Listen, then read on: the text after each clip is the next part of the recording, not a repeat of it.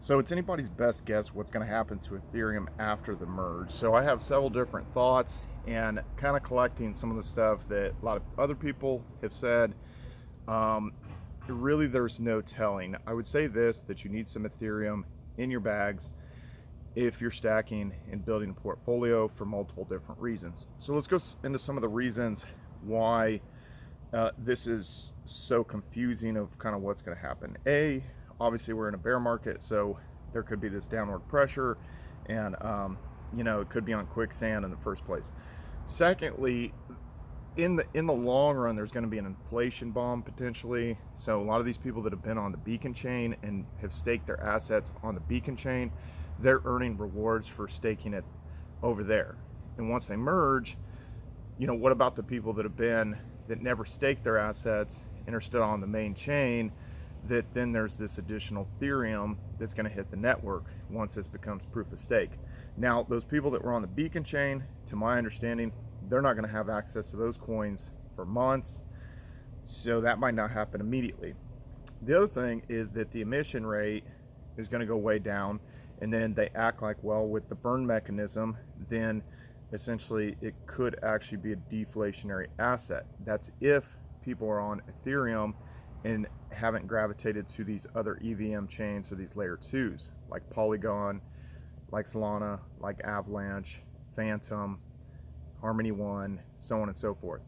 So it's just too hard to calculate. It's too hard to know, because as we've seen currently with Ethereum, obviously the fees have went way down just because we're in the bear market. People are transacting less on that network, so the fees have went down right now at the current time.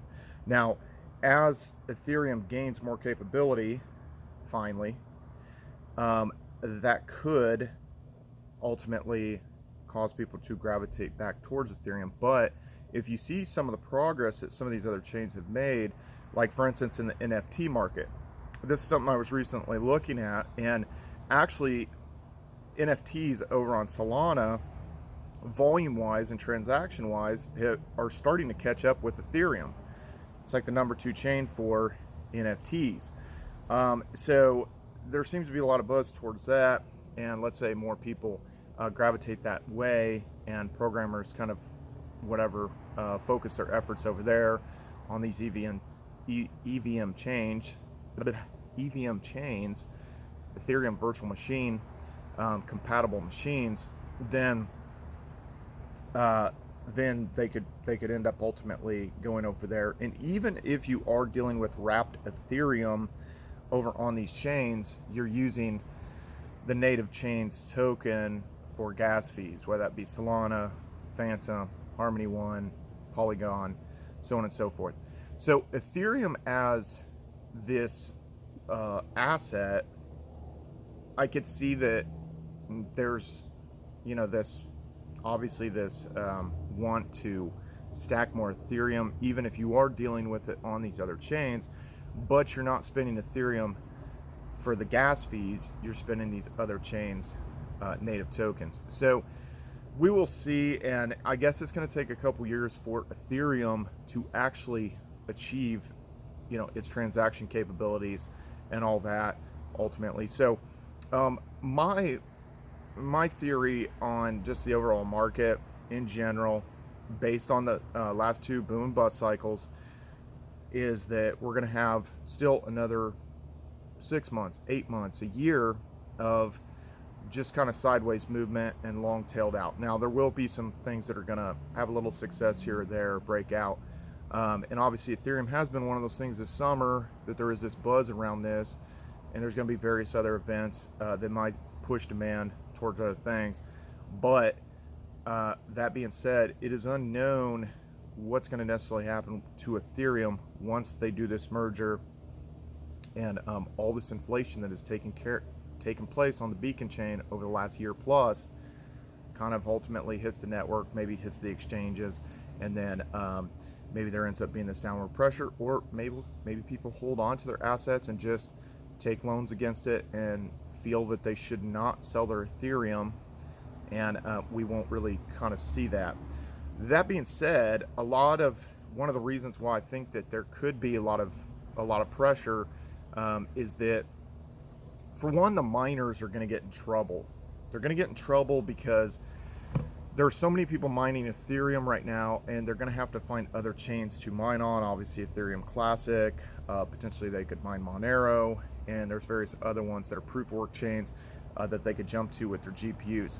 But as electricity costs have went up in various different states, and there's these power shortages and these energy shortages, and there's all this inflation over in Europe with the energy cost, obviously inflation in the United States, various different places.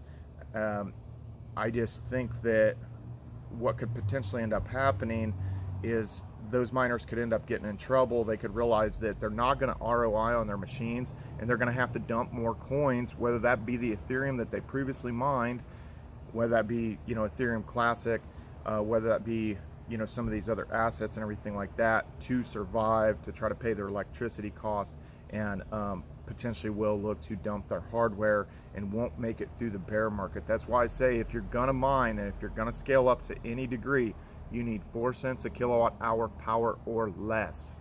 Anyway, guys, what do you guys think is gonna happen? Oh, it's freaking gimbal. What do you guys think is gonna happen when we hit the merge? Is Ethereum going to skyrocket? Is this going to be a sell the news kind of scenario, which I actually think that there's a high probability that that's going to kind of happen in the short term. I'm talking like 4 to 6 months kind of thing. Then it'll bleed out a little bit, and there'll be another opportunity to stack some decent bags of Ethereum.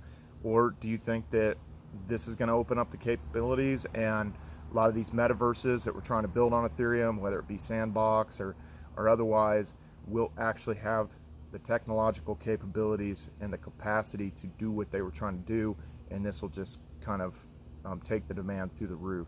Anyway, guys, subscribe to this YouTube channel, pound that like button. I really need it here on this channel. Trying to pump more videos here, and follow me on all social media at Brian Phobos, YouTube, Instagram, Twitter, Steemit, Hive, DTube, everywhere. See you guys.